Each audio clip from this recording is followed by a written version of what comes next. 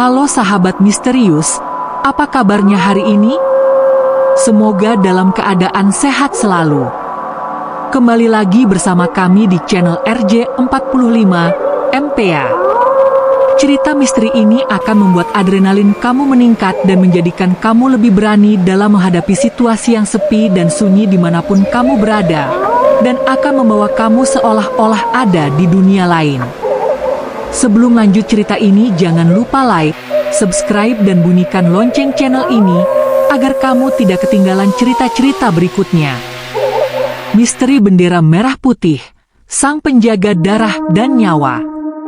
Di sebuah desa tua di Jawa Tengah, ada sebuah bendera merah putih yang tidak pernah diturunkan sejak zaman penjajahan.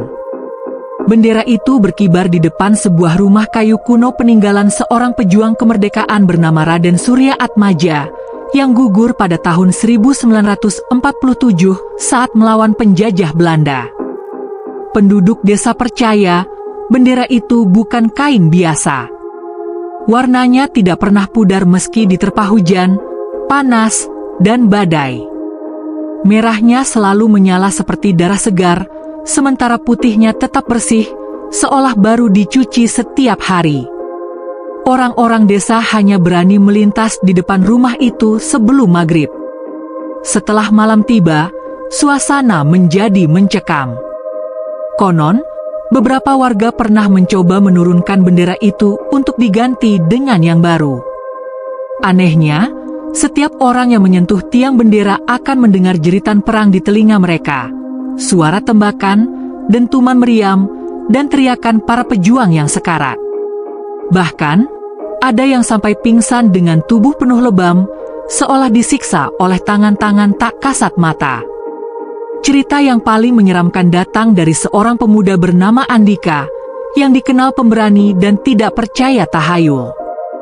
Suatu malam di bulan Agustus, ia menantang teman-temannya untuk menurunkan bendera itu dan membuktikan bahwa semua cerita hanyalah mitos. Tengah malam, dengan senter di tangan, Andika mendekati tiang bendera. Angin tiba-tiba berhembus kencang, padahal sebelumnya udara begitu tenang. Ketika ia menyentuh kain merah putih itu, seketika tubuhnya kaku. Matanya menatap kosong, dan dari mulutnya terdengar suara asing yang bukan miliknya. Mereka menumpahkan darahnya untuk merah putih ini. Kau berani merendahkannya?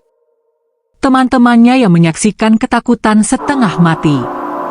Mereka melihat bayangan samar-samar prajurit dengan tubuh penuh luka, sebagian tanpa kepala, berdiri di sekitar tiang bendera. Bayangan itu berbaris rapi, seakan menjaga sang merah putih agar tetap berkibar. Andika jatuh tersungkur, tubuhnya kejang-kejang. Ketika akhirnya ia sadar, matanya berlinang air mata. Dengan suara bergetar, ia berkata, "Aku melihat mereka, ratusan pejuang, mereka mati dengan tersenyum, tapi mereka titip pesan, jangan pernah biarkan merah putih ini jatuh, karena di dalamnya ada jiwa mereka." Sejak malam itu, Andika berubah.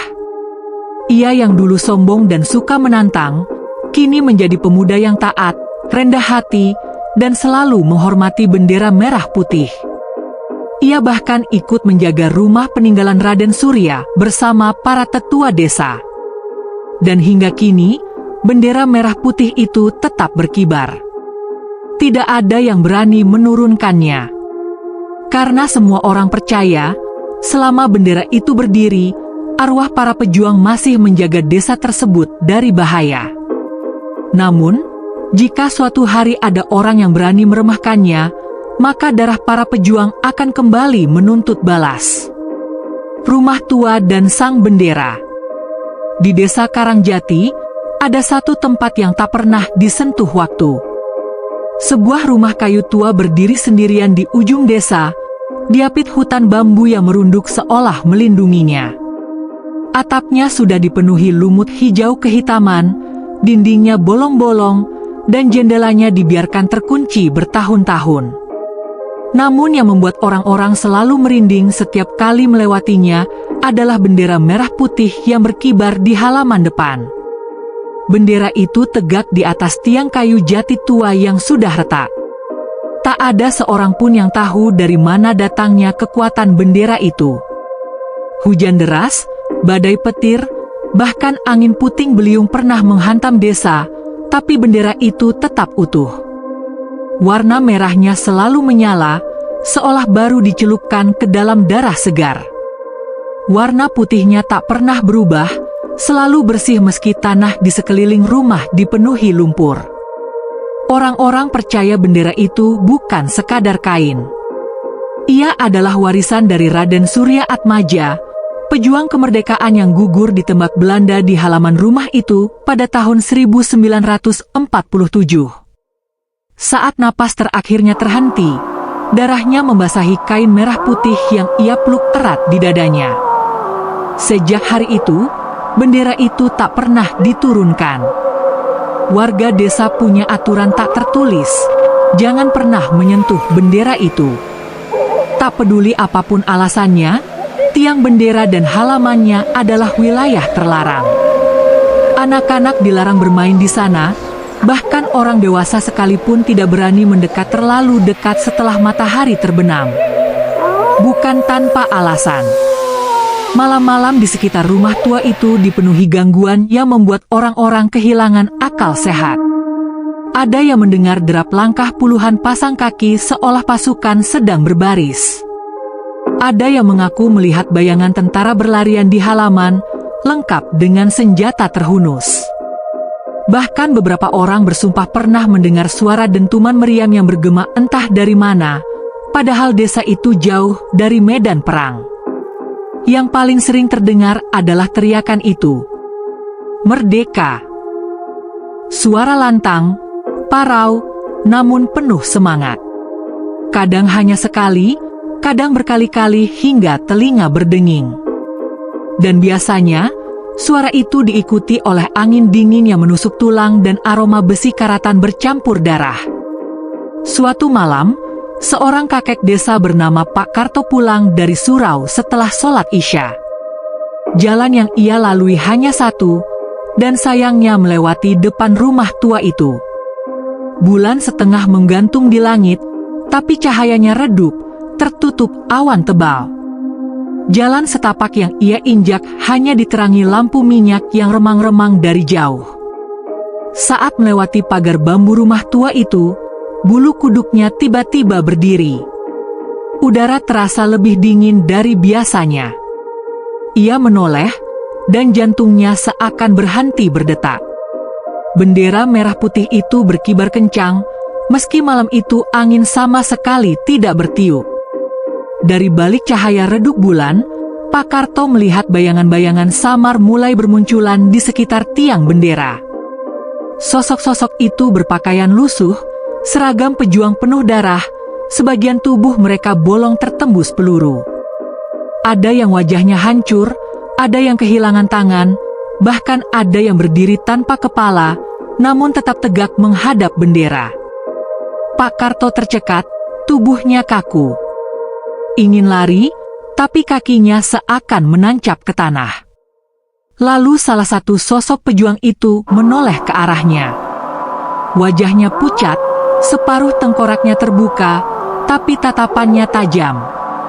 Ia mengangkat tangan dengan perlahan, memberi hormat ke arah bendera. Lalu bibirnya bergerak, suaranya lirih tapi jelas menusuk telinga Pak Karto. "Jangan biarkan merah putih ini jatuh, darah kami ada di dalamnya." Pak Karto terisak, tubuhnya bergetar hebat. Seketika, puluhan sosok lainnya ikut menoleh ke arahnya, mata mereka merah menyala. Suara gemuruh pertempuran terdengar dari segala arah, letusan senapan, jeritan orang sekarat, dentuman bom, semua bercampur jadi satu. Pak Karto menjerit, tubuhnya akhirnya bisa bergerak. Ia berlari sekuat tenaga, napasnya memburu, hingga sampai di rumahnya dengan wajah pucat pasi. Sejak malam itu, ia tidak pernah lagi berani melewati rumah tua itu saat malam tiba. Dan sejak hari itu pula, warga desa makin yakin bendera merah putih itu dijaga oleh arwah para pejuang. bukan hanya simbol, tapi ikatan antara dunia hidup dan dunia mati. Selama bendera itu berkibar, arwah pejuang akan tetap berdiri menjaga desa. Tapi bila suatu hari bendera itu jatuh, darah mereka akan kembali ditagih. Larangan menyentuh bendera. Sejak peristiwa yang dialami Pak Karto, cerita tentang bendera merah putih di rumah tua Raden Surya semakin menyebar luas. Warga desa mulai menaruh rasa takut yang jauh lebih besar, hingga akhirnya dibuatlah satu peraturan tidak tertulis. Tidak ada seorang pun boleh menyentuh tiang atau kain bendera itu. Bahkan anak-anak pun dilarang bermain di sekitar halaman rumah tua.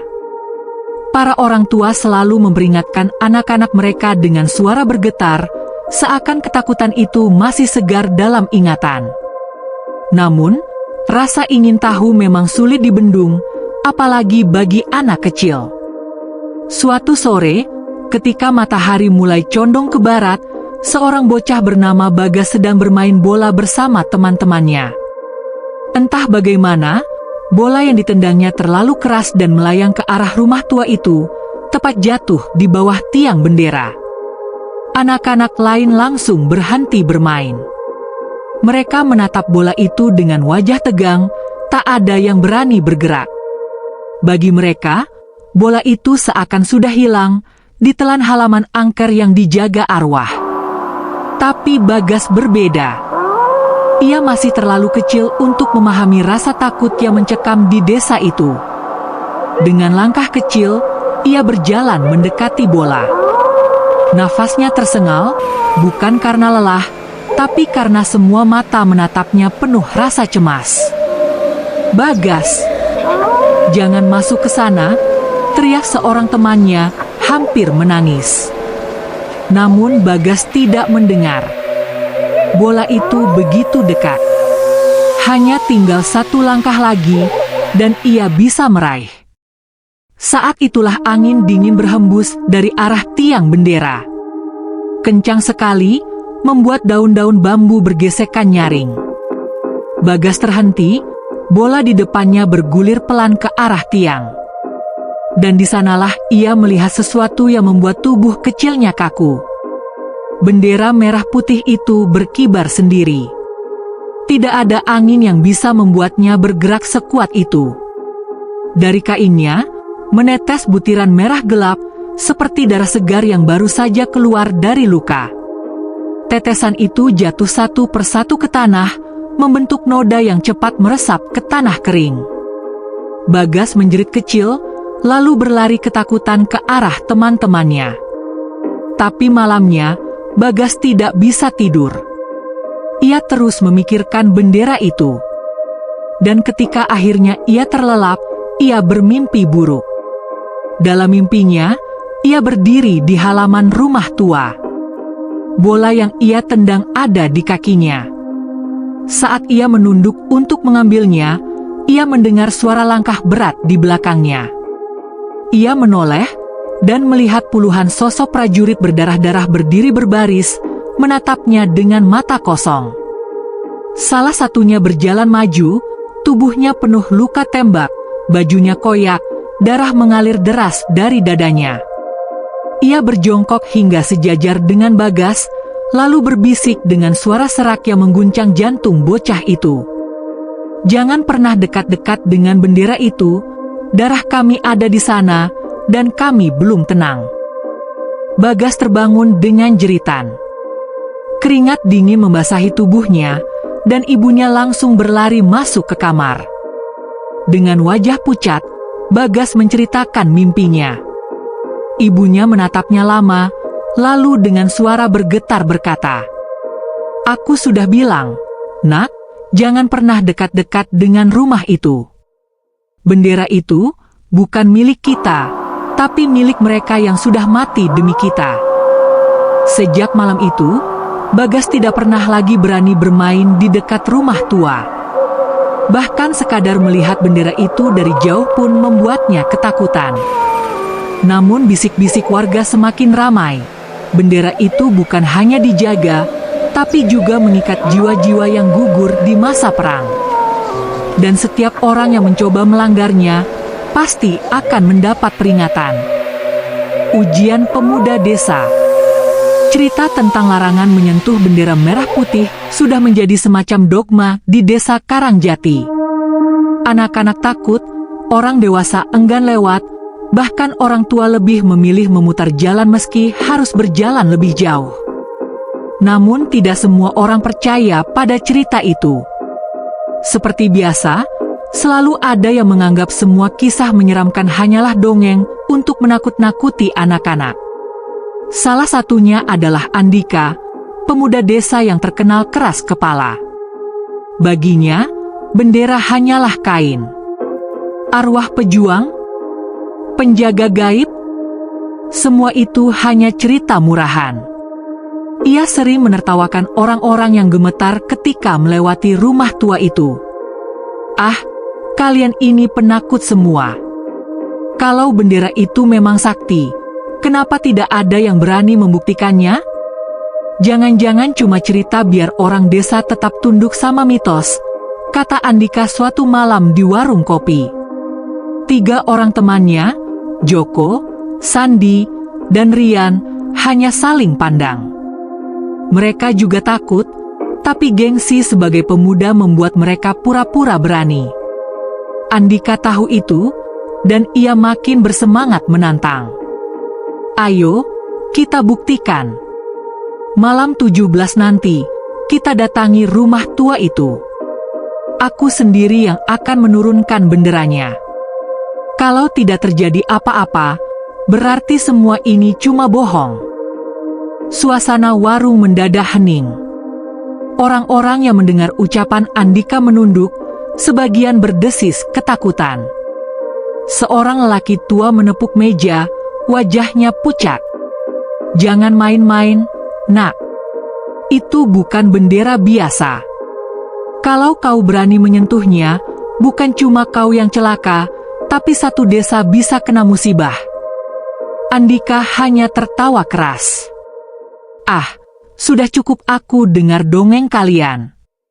Tunggu saja malam 17, aku buktikan semua ini omong kosong. Malam 17 Agustus akhirnya tiba. Langit mendung, bulan hanya sesekali menampakkan diri dari balik awan hitam. Desa Karangjati tidak pernah merayakan kemerdekaan dengan pesta. Tidak ada lomba, tidak ada musik. Yang ada hanya doa bersama dan lilin yang menyala di beranda rumah-rumah warga. Namun malam itu, 4 pemuda berjalan diam-diam menuju rumah tua. Andika di depan, wajahnya penuh percaya diri. Di tangannya ia membawa senter, sementara teman-temannya mengikuti dengan ragu, wajah pucat diterangi cahaya lampu kecil. Rumah tua itu menyambut mereka dengan kesunyian mencekam. Pohon bambu di sekitarnya bergesekan, menimbulkan suara lirih yang mirip bisikan. Tiang bendera berdiri tegak di halaman, bendera merah putih berkibar pelan meski udara begitu tenang. Andika berhenti di depan pagar bambu. Ia menoleh ke teman-temannya yang wajahnya sudah penuh ketakutan. Lihat, tidak ada apa-apa. Semua cuma cerita nenek-nenek. Ayo, ikut aku, katanya dengan nada mengejek. Dengan langkah mantap, ia membuka pagar bambu yang berderit nyaring. Suara itu seperti mengiris telinga, membuat Joko menutup mulutnya agar tidak menjerit. Mereka berempat masuk ke halaman rumah tua itu. Suasana berubah. Udara yang tadinya tenang mendadak dingin menusuk. Aroma anyir besi karatan menyeruak, membuat Sandi hampir muntah. Tanah halaman terasa lembab, seolah baru saja disiram darah. Namun Andika tetap melangkah. Matanya menatap lurus ke tiang bendera. Ia ingin menyentuhnya, menurunkannya, lalu membuktikan kepada seluruh desa bahwa ia benar. Tapi baru beberapa langkah mendekat, sesuatu terjadi. Suara derap langkah terdengar jelas dari arah kanan. Puluhan, mungkin ratusan kaki berjalan serentak, berat dan teratur. Brak! Brak, brak. Jantung Joko berdegup kencang. Ia menoleh ke arah suara itu, dan matanya hampir meloncat keluar. Dari kegelapan, samar-samar terlihat bayangan prajurit berbaris. Mereka berjalan dengan tubuh penuh luka, sebagian membawa senapan, sebagian hanya tinggal tulang, tapi semua menatap lurus ke arah bendera. Dik, ayo kita pulang saja, bisik Rian dengan suara gemetar. Namun Andika hanya terdiam. Matanya terbelalak, wajahnya pucat. Tangannya bergetar, tapi kakinya tetap melangkah ke depan. Dan ketika ia akhirnya berdiri tepat di bawah bendera merah putih itu, semua suara mendadak berhenti. Sunyi. Hanya bunyi detak jantung mereka masing-masing yang terdengar keras di telinga. Tiba-tiba, bendera itu berkibar kencang. Dari ujung kainnya, menetes cairan merah yang jatuh ke wajah Andika. Ia mengusapnya dan membeku. Itu darah segar. Saat itulah, suara mengerikan menggema di telinga mereka. Bukan satu, melainkan puluhan, ratusan suara, jeritan perang, teriakan orang sekarat, dan satu suara lantang yang mengguncang seluruh halaman. Merdeka! Jeritan perang dari masa lalu. Halaman rumah tua itu bergetar. Suara teriakan "Merdeka" menggema di udara, begitu keras seakan ribuan mulut berteriak bersamaan. Andika dan ketiga temannya membeku, tubuh mereka kaku tak mampu bergerak. Bendera merah putih di atas tiang itu berkibar liar, meski malam tetap tanpa angin. Dari kainnya, tetesan merah terus menetes ke tanah, membentuk genangan kecil yang berbau anyir. Tiba-tiba, udara berubah. Sunyi, namun hanya sekejap. Lalu, dor! Suara tembakan senapan meledak tepat di samping telinga Andika. Ia tersentak keras, hampir jatuh. Suara itu disusul deretan tembakan lain, bersahut-sahutan seperti sedang terjadi baku tembak besar. Brak, brak, brak.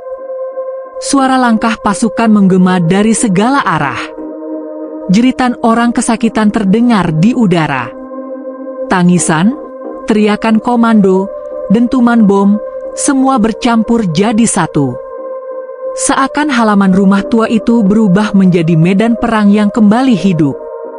Andika menutup telinganya, tapi suara-suara itu justru semakin keras, menembus kepalanya. Nafasnya memburu, matanya melotot. Tiba-tiba ia melihatnya, bayangan prajurit dengan seragam compang-camping berlari ke arahnya, wajah mereka hancur, tubuh mereka berdarah. Mereka menembakkan senjata, meski yang keluar dari moncongnya bukan peluru, melainkan api menyala. Dik, ayo kita lari. Suara Rian bergetar, nyaris tak terdengar. Tapi langkah mereka terpaku. Tubuh terasa berat, seolah ada ribuan tangan tak kasat mata yang menahan. Andika masih berdiri di bawah bendera, wajahnya pucat pasi. Dari mulutnya keluar suara parau, bukan suaranya sendiri. Jangan turunkan, jangan sentuh, darah kami ada di sini. Teman-temannya menoleh, ngeri. Mata Andika kini berubah merah, tubuhnya bergetar hebat.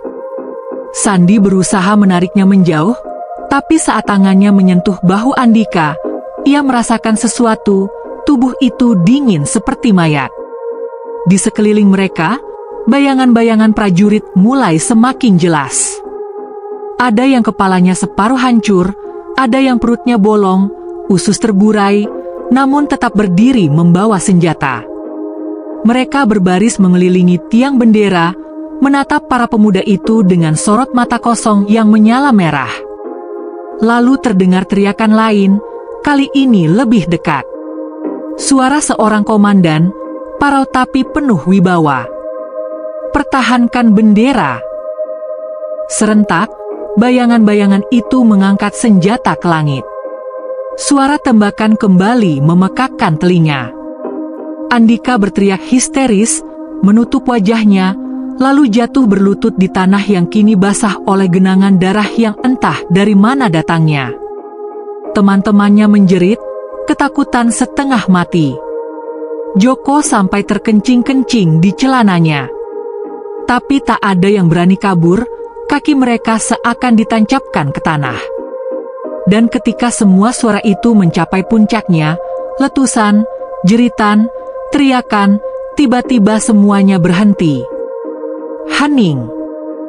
Hanya suara napas mereka yang terengah-engah. Bendera merah putih kembali berkibar pelan. Bayangan para prajurit hilang begitu saja, menyisakan halaman kosong. Namun Andika tetap berlutut. Tubuhnya gemetar hebat, matanya masih merah. Dengan suara bergetar yang bukan miliknya, ia berbisik. "Kami mati di sini, kami tidak pernah pulang, merah putih ini adalah nyawa kami, siapapun yang berani merendahkannya, akan merasakan kematian kami lagi dan lagi." Setelah berkata demikian, tubuh Andika ambruk ke tanah, pingsan. 3 temannya segera menyeretnya keluar halaman dengan tubuh gemetar. Mereka tak berani menoleh lagi. Mereka tahu, malam itu mereka telah melihat sesuatu yang tidak seharusnya dilihat manusia biasa. Dan sejak malam itu, mereka sadar, bendera merah putih di rumah tua itu bukan hanya kain. Ia adalah medan perang yang tak pernah berhenti, dijaga oleh arwah pejuang yang menolak tenang. Pesan dari arwah pejuang. Malam itu, Andika masih terbaring di halaman rumahnya, tubuhnya gemetar hebat. Mata merahnya perlahan mulai normal, tapi wajahnya pucat pasi. 3 temannya duduk di sekelilingnya, takut bergerak, takut menatapnya terlalu lama. Setelah beberapa menit yang terasa seperti jam, Andika akhirnya membuka mata. Tapi bukan ia sendiri yang berbicara. Suara yang keluar dari mulutnya serak, berat, dan asing. "Kami mati demi merah putih ini, siapapun yang menodainya akan menerima darah kami." Joko, Sandi, dan Rian menjerit ketakutan, menutup mulut mereka dengan tangan. Tubuh Andika bergetar hebat, dan suara itu terus mengalir, tak berhenti. "Kalian hidup karena kami. Kalian berdiri di tanah ini karena darah kami menempel di bumi ini. Jangan pernah berani menurunkan bendera, jangan pernah menyentuh kain ini, atau kalian akan menjadi bagian dari perang yang tak pernah usai." Air mata mengalir di wajah Andika. Ia terhuyung ke belakang, menatap teman-temannya dengan mata yang penuh ketakutan dan penyesalan. Ia sadar, semua yang terjadi malam itu bukan sekadar mimpi buruk, itulah pesan nyata dari arwah para pejuang yang berbaring di bumi ini. Beberapa jam kemudian, Andika duduk di beranda rumahnya, menatap halaman rumah tua dari kejauhan. Hatinya remuk. Ia membayangkan puluhan, ratusan sosok pejuang yang gugur, tubuh mereka hancur, wajah mereka penuh darah, tapi tetap tegak menjaga bendera merah putih itu. "Kalau mereka sudah mati, tapi tetap di sini menjaga kita, aku tidak berhak menentang mereka," gumam Andika lirih. Sejak malam itu, Andika berubah. Ia yang dulu sombong, keras kepala, dan sering mengejek cerita orang desa, kini menjadi pendiam, rendah hati, dan selalu menghormati bendera itu. Ia bahkan berkeliling desa, menceritakan kepada siapapun yang mau mendengar. Bendera merah putih itu bukan sekadar kain, di dalamnya ada jiwa-jiwa yang mati demi kita. Jangan sentuh, jangan bermain-main. Namun cerita Andika tidak berhenti sampai di situ. Warga desa mulai sadar, malam itu bukan sekadar peringatan. Itu adalah pesan dari masa lalu, dari arwah para pejuang yang menuntut penghormatan. Mereka ingin generasi sekarang mengerti bahwa bendera itu bukan hanya simbol kemerdekaan, tapi juga warisan nyawa dan pengorbanan yang tidak boleh direndahkan. Sejak malam itu pula, beberapa warga yang pernah meremehkan bendera merah putih mulai mengubah sikap. Mereka berhenti menertawakan cerita nenek-nenek, berhenti melewati halaman rumah tua di malam hari, dan bahkan ikut menjaga dari jauh. Namun satu hal tetap mengerikan, siapapun yang berani merendahkan bendera itu, akan mendengar bisikan yang menusuk jiwa, akan merasakan teror perang yang sama seperti yang dialami Andika, dan mungkin tidak pernah kembali. Dan desa itu pun mulai memahami, bendera merah putih di rumah tua bukan sekadar kain, ia adalah medan perang yang tidak pernah selesai, dijaga oleh jiwa-jiwa pejuang yang menolak tenang. Kutukan Sang Penjaga. Beberapa bulan telah berlalu sejak malam mengerikan itu. Andika kini menjadi sosok yang berbeda, tenang, penuh hormat, dan selalu mengingatkan warga desa untuk tidak mendekati rumah tua Raden Surya. Namun, ada satu hal yang selalu menghantui pikirannya, apakah semua orang akan mematuhi larangan itu? Desa Karangjati tidak hanya dihuni warga lama. Kadang, pendatang dari kota datang dengan rasa ingin tahu yang tinggi. Salah satunya adalah seorang pemuda bernama Riko, yang mendengar tentang bendera merah putih dari cerita-cerita tetua desa. Tidak percaya dengan kisah arwah, Riko memutuskan datang ke rumah tua itu untuk membuktikan bahwa semua itu hanyalah cerita kosong. Malam itu, Riko menunggu saat desa sudah sepi. Bulan tertutup awan tebal, udara begitu dingin hingga gigi gemeretak sendiri. Dengan senter di tangan, ia menembus hutan bambu, menuju halaman rumah tua. Suara daun bergesekan terdengar nyaring di telinga. Setiap langkah membuat tanah lembab berderak di bawah kakinya. Sesampainya di halaman, Riko menatap tiang bendera. Merah dan putih itu tampak begitu hidup di bawah sinar senter. Ia tersenyum dingin, yakin malam ini akan menjadi pembuktian. Ah, cuma kain tua, tidak ada apa-apa, gumamnya. Dengan tangan gemetar tapi penuh keyakinan, Riko menggenggam tiang bendera. Seketika, hawa dingin menyambar tubuhnya. Angin kencang tiba-tiba berhembus dari segala arah, membuat bendera berkibar liar, meneteskan cairan merah yang lengket. Dan kemudian terdengar, dor, dor, dor. Tembakan bergema di udara, membuat Riko terjungkal ke tanah. Namun, tak ada seorang pun di sekitar, hanya halaman kosong dan rumah tua yang sunyi. Tapi dari balik kegelapan, bayangan-bayangan prajurit muncul. Mereka berjalan dengan tubuh hancur, wajah penuh luka, beberapa bahkan tanpa kepala, tapi tatapan mereka menusuk ke arah Riko. Jangan sentuhnya, suara mengerikan bergema di kepala Riko. Ia menoleh ke sekeliling. Sosok-sosok itu bergerak semakin dekat, serentak menatapnya, tangan mereka mengangkat senjata yang tak terlihat. Riko mencoba melarikan diri, tapi kakinya terasa berat, seakan ditahan oleh ribuan tangan tak kasat mata. Kemudian terdengar suara lantang dari sosok yang tampak seperti komandan prajurit. Kau berani menodai merah putih, kau akan merasakan kutukan kami. Seketika, Riko terseret oleh angin kencang, tubuhnya terlempar ke tanah, tersungkur di genangan darah yang baru saja menetes dari bendera.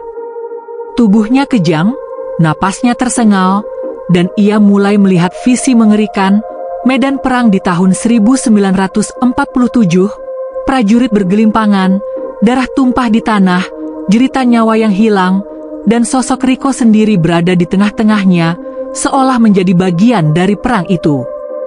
Riko menjerit sekeras-kerasnya.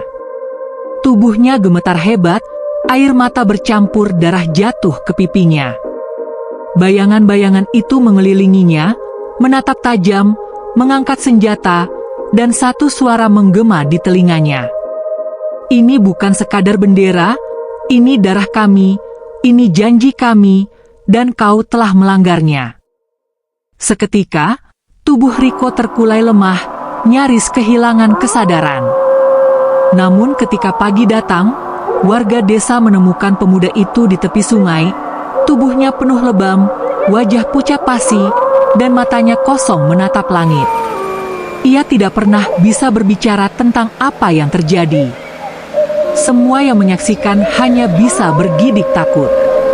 Sejak malam itu, warga desa semakin percaya bahwa bendera merah putih itu bukan sekadar simbol. Ia dijaga oleh kutukan sang penjaga, arwah Raden Surya dan seluruh pasukannya. Siapapun yang berani meremehkan atau menyentuhnya akan menghadapi teror perang yang tak pernah berakhir. Dan desa itu pun semakin sadar, bendera itu hidup, dijaga oleh nyawa yang tidak pernah tenang, dan siap menuntut siapapun yang meremehkannya. Rahasia Raden Surya. Beberapa minggu setelah kejadian mengerikan dengan Riko, desa Karangjati masih diliputi ketakutan. Warga semakin patuh pada larangan untuk mendekati rumah tua dan bendera merah putih. Namun rasa ingin tahu tetap menghantui beberapa pemuda desa, terutama Andika. Andika, meski telah berubah menjadi lebih bijak, merasa ada hal yang belum ia ketahui. Mengapa bendera itu begitu sakral dan kuat? Apa rahasia di balik kekuatan yang menahan arwah-arwah pejuang itu selama puluhan tahun? Suatu malam, Andika duduk di beranda rumahnya, menatap rumah tua dari kejauhan. Angin malam membawa aroma anyir besi dan tanah basah. Cahaya bulan temaram menembus pepohonan bambu, memantulkan bayangan menyeramkan di tanah. Ia menutup mata dan berbisik pada dirinya sendiri. Aku harus tahu, aku harus mengerti, sebelum ada yang celaka lagi. Dengan senter di tangan, Andika nekat menembus halaman rumah tua saat desa sudah hening. Suara daun bambu yang bergesekan terdengar nyaring, tapi kali ini ia tidak takut. Ia melangkah pelan, menahan napas. Di halaman itu, bendera merah putih berkibar pelan, meneteskan titik-titik darah segar yang tanpa hidup di malam gelap. Andika menunduk dan melihat sesuatu yang sebelumnya tak pernah ia perhatikan. Sebuah catatan tua terselip di bawah tiang bendera. Catatan itu kuno, kertasnya menguning dan tepinya sobek. Dengan tangan gemetar, Andika membukanya. Tulisan tangan yang rapi namun berlumuran noda darah itu adalah milik Raden Surya sendiri. Bendera ini bukan hanya kain. Di dalamnya terkandung darah terakhirku dan darah seluruh pasukanku. Kami mati demi tanah ini, demi kemerdekaan, demi merah putih. Siapapun yang menodainya akan menjadi bagian dari perang kami. Siapapun yang meremehkannya akan terikat oleh kutukan yang tidak pernah usai. Jangan turunkan, jangan sentuh, jangan lemah. Jagalah, atau nyawa akan membayar. Andika merinding. Ia menatap halaman, dan dari arah gelap, muncul sosok samar, Raden Surya sendiri. Tubuhnya penuh luka, sebagian baju compang-camping, darah menetes dari bekas tembakan lama, namun sorot matanya tajam dan penuh wibawa. Andika, kau manusia muda yang berani. Kau melihat dan mendengar apa yang tak seharusnya manusia melihat. Sekarang kau tahu rahasiaku, dan kau harus menjadi penjaga baru. Andika menunduk, gemetar. Aku siap. Aku akan menjaga bendera ini dan desa. Suaranya bergetar, air mata menetes. Raden Surya mengangguk, sosoknya perlahan memudar. Namun sebelum hilang, ia meninggalkan pesan terakhir. Merah putih ini bukan sekadar kain, ini jiwa, darah, dan pengorbanan. Ingat, Andika, selama bendera ini tetap berkibar, kita tetap hidup. Jatuhnya bendera akan menuntut nyawa yang lain. Sejak malam itu, Andika tahu bahwa perannya telah berubah. Ia bukan lagi pemuda sombong yang menertawakan mitos. Ia menjadi penjaga bendera merah putih, pewaris rahasia Raden Surya, dan saksi hidup dari kutukan yang menjaga bendera itu. Warga desa, tanpa mereka sadari, mulai melihat perubahan Andika. Ia sering duduk di halaman rumah tua, menatap bendera, berbicara lirih seolah berkomunikasi dengan sosok tak kasat mata. Dan sejak saat itu pula, cerita tentang rahasia Raden Surya tersebar, bukan sekadar legenda, tapi kebenaran yang harus dihormati. Namun satu hal tetap menakutkan, setiap malam 17 Agustus, arwah pasukan itu muncul lebih kuat, lebih nyata, mengingatkan semua bahwa bendera merah putih adalah medan perang yang tidak pernah usai, dijaga oleh nyawa yang menolak tenang. Malam peringatan kemerdekaan. Malam 17 Agustus tiba. Desa Karangjati biasanya sunyi saat malam itu, tidak ada kembang api atau musik. Hanya lilin di beranda rumah warga yang berkelip redup. Namun malam ini berbeda. Andika sudah menunggu di halaman rumah tua, menatap bendera merah putih yang berkibar pelan, seakan menunggu sesuatu.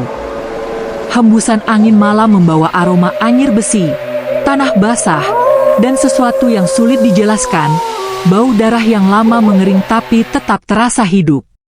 Andika menunduk, menyalakan lilin kecil, lalu berbicara lirih. "Selamat datang, para penjaga. Aku siap menerima arahanmu." Beberapa menit berlalu, sunyi.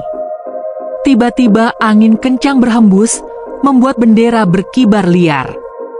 Dari kegelapan, muncul bayangan-bayangan prajurit, jumlah mereka lebih banyak dari sebelumnya. Ada yang separuh tubuh hancur, ada yang kepala hilang, tapi semua menatap Andika dengan mata merah menyala. "Andika, kau telah dipilih. Malam ini, kalian akan melihat sejarah yang tak pernah berhenti." Suara Raden Surya terdengar lantang dari tengah bayangan itu. Andika menelan ludah. Ia tahu malam ini bukan hanya sekadar peringatan, tapi ujian yang lebih besar daripada sebelumnya. Tiba-tiba, suara dentuman meriam dan tembakan memenuhi udara. Tanah halaman seakan berubah menjadi medan perang. Dari bayangan gelap, terdengar jeritan para pejuang yang gugur, suara mereka bercampur menjadi satu. "Merdeka! Merdeka! Merdeka!" Andika menunduk, gemetar, namun ia tetap di sana, menatap bendera. Sosok Raden Surya berjalan ke arahnya, wajah penuh luka tapi mata menatap penuh wibawa. Ini bukan sekadar peringatan. Ini adalah pengingat bahwa darah mereka yang gugur tetap hidup di kain itu. Setiap yang meremehkan bendera akan menjadi bagian dari perang yang sama. Dan malam itu, Andika menyaksikan sesuatu yang mengerikan. Sosok-sosok prajurit itu mulai bergerak seolah melakukan pertempuran nyata, saling menembak, berlari, jatuh, dan bangkit lagi. Andika merasakan tubuhnya ikut bergetar, seakan berada di tengah medan perang tahun 1947. Tiba-tiba, satu sosok menoleh ke arahnya, seorang pemuda yang wajahnya hampir sama seperti Andika. Ia berbisik dengan suara serak. "Jika kau tidak menjaga bendera ini, kami akan kembali dan tak ada yang selamat." Andika menunduk, air mata mengalir. Ia mengerti sekarang, bendera merah putih bukan hanya simbol kemerdekaan, tapi juga janji hidup dan mati para pejuang. Selama bendera itu berkibar, arwah mereka akan tetap melindungi desa. Tapi jika jatuh, darah akan menuntut nyawa baru. Saat fajar mulai menyingsing, bayangan prajurit itu perlahan menghilang. Bendera kembali berkibar pelan, meneteskan titik-titik darah yang segera terserap tanah. Desa kembali sunyi, hanya suara angin yang lembut terdengar. Andika berdiri tegak, wajahnya penuh tekad. Ia tahu, tugasnya belum selesai. Ia adalah penjaga bendera merah putih, pewaris rahasia Raden Surya, dan satu-satunya yang mampu menghadapi kutukan serta arwah yang menolak tenang. Sejak malam itu, seluruh desa semakin menghormati bendera itu. Anak-anak tidak berani mendekat, orang dewasa tetap menjaga jarak, dan Andika terus mengawasi setiap malam, memastikan bahwa merah putih tetap berkibar dan nyawa pejuang tetap dihormati. Namun satu pertanyaan tetap menghantui Andika. Apakah suatu hari bendera itu akan jatuh dan perang yang tidak pernah usai akan kembali menuntut nyawa manusia berikutnya? Bayangan masa lalu. Sejak malam peringatan kemerdekaan itu, Andika sering dihantui mimpi aneh. Setiap kali ia tertidur, ia tidak lagi berada di kamarnya, melainkan terjebak dalam medan perang. Peluru beterbangan, asap mesiu menyesakkan napas, dan jeritan prajurit memenuhi telinga. Kadang ia melihat tubuh-tubuh bergelimpangan, tangan mereka masih menggenggam bendera kecil merah putih, darah mereka mengalir membasahi tanah. Namun, mimpi itu semakin hari semakin nyata.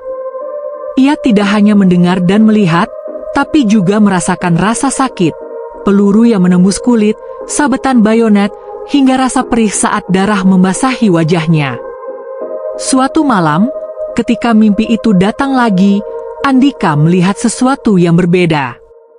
Dari balik asap tebal, muncullah sosok Raden Surya, berdiri tegak dengan seragam compang-camping penuh darah. Matanya menatap tajam, menusuk jiwa Andika. Kau harus tahu, sejarah ini belum selesai. Kau harus melihat apa yang sebenarnya terjadi, agar kau paham beban yang kau pikul. Tiba-tiba kabut medan perang terbelah, memperlihatkan adegan masa lalu. Andika menyaksikan bagaimana puluhan pejuang terjebak di rumah tua itu, dikepung tentara penjajah. Mereka kehabisan peluru, kelelahan, namun tidak ada satupun yang mau menurunkan bendera merah putih yang mereka pasang di atap rumah itu. Dentuman senjata menghancurkan dinding rumah, jeritan kesakitan menggema, namun bendera itu tetap berkibar. Hingga akhirnya, satu persatu pejuang gugur dengan senyum di wajah mereka, bangga mati demi merah putih. Andika gemetar.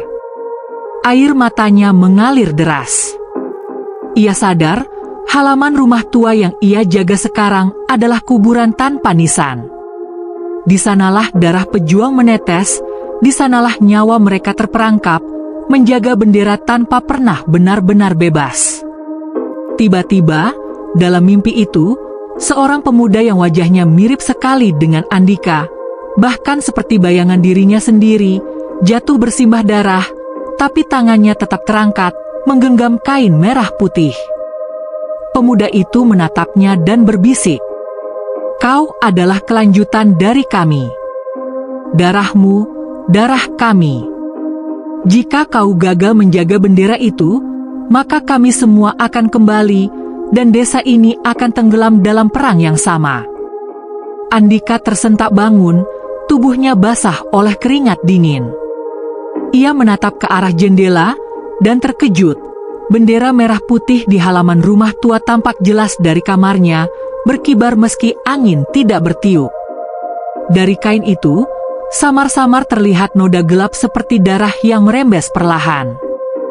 Hatinya bergetar.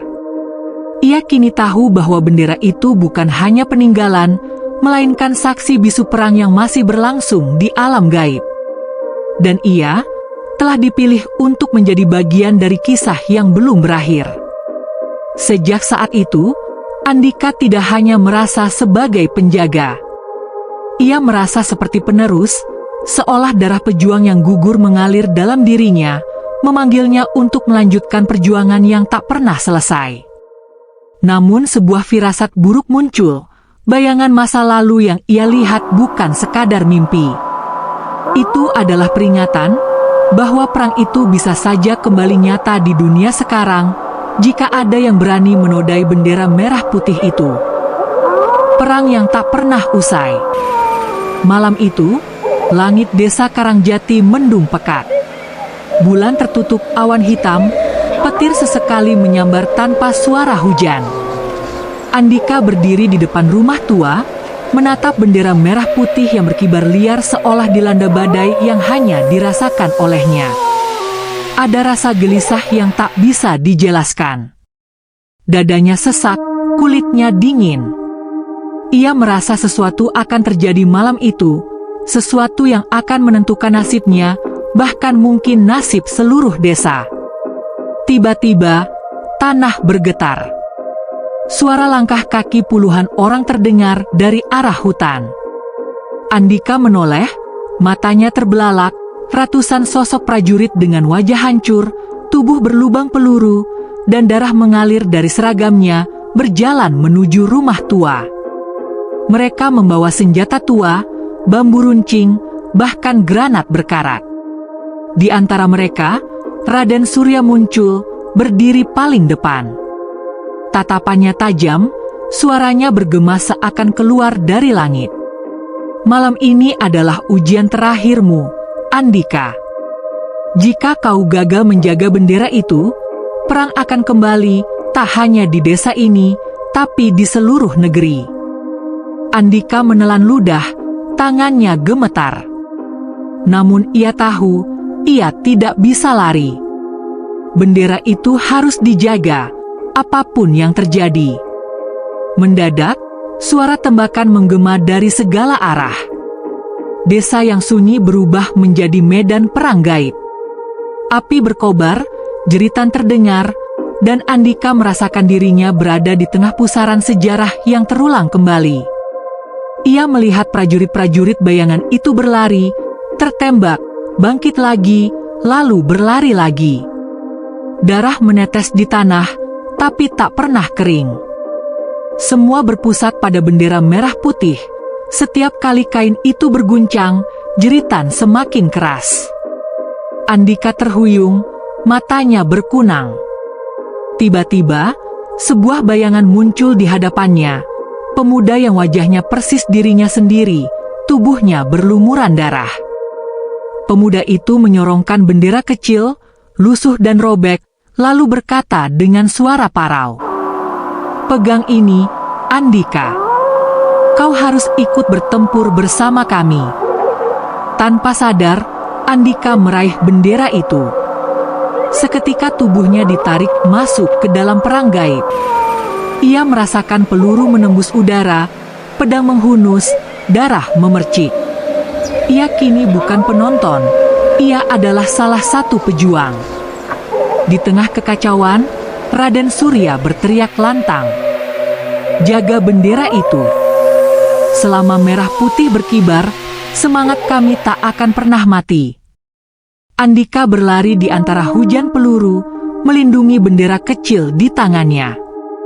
Nafasnya terengah, tubuhnya penuh luka, namun ia tetap tegak. Di belakangnya, prajurit-prajurit gaib bertempur tanpa henti, seakan waktu tak pernah berjalan. Lalu, sesuatu yang menakutkan terjadi. Dari kegelapan muncul sosok-sosok tentara penjajah dengan wajah kosong, mata hitam pekat, bayangan masa lalu yang tak pernah hilang. Mereka menyerang, mencoba merebut bendera dari tangan Andika. Pertempuran berlangsung sengit. Andika terhimpit, hampir terjatuh, hingga akhirnya ia mendongak, menatap bendera merah putih besar yang berkibar di halaman rumah tua. Dengan sisa tenaga, ia mengangkat bendera kecilnya ke arah langit. Seketika, cahaya merah dan putih meledak, menyilaukan seluruh medan perang. Jeritan terdengar dari segala arah, bayangan-bayangan prajurit dan penjajah berteriak kesakitan, lalu satu persatu menghilang dalam cahaya itu. Andika jatuh berlutut, tubuhnya lemas. Namun ia melihat, bendera besar itu tetap berkibar, lebih gagah daripada sebelumnya. Raden Surya muncul terakhir kali, wajahnya tenang, meski darah masih menetes di tubuhnya. Ia menepuk bahu Andika. "Kau telah melanjutkan perjuangan kami. Ingat, merah putih bukan hanya kain, tapi darah dan jiwa kami. Jangan biarkan siapapun merendahkannya." Jika suatu hari ada yang berani, perang ini akan kembali. Lalu, sosok Raden Surya dan para prajurit lain memudar, hilang di telan cahaya. Andika terduduk di tanah, air matanya bercampur keringat. Ia sadar, perang itu tidak pernah benar-benar usai. Selama masih ada yang menghormati merah putih, arwah para pejuang akan tenang. Tapi jika ada yang mengkhianati, mereka akan bangkit lagi, menuntut janji yang pernah mereka pertaruhkan dengan nyawa. Fajar perlahan menyingsing. Desa Karangjati kembali sunyi, seolah tak pernah terjadi apa-apa. Namun bagi Andika, malam itu adalah bukti bahwa sejarah bukan hanya kenangan, ia hidup, berdarah, dan menunggu untuk kembali. Dan di halaman rumah tua itu, bendera merah putih tetap berkibar gagah. Namun bagi Andika, setiap kali ia menatapnya, ia mendengar bisikan samar. Perang belum usai, kau hanya menundanya.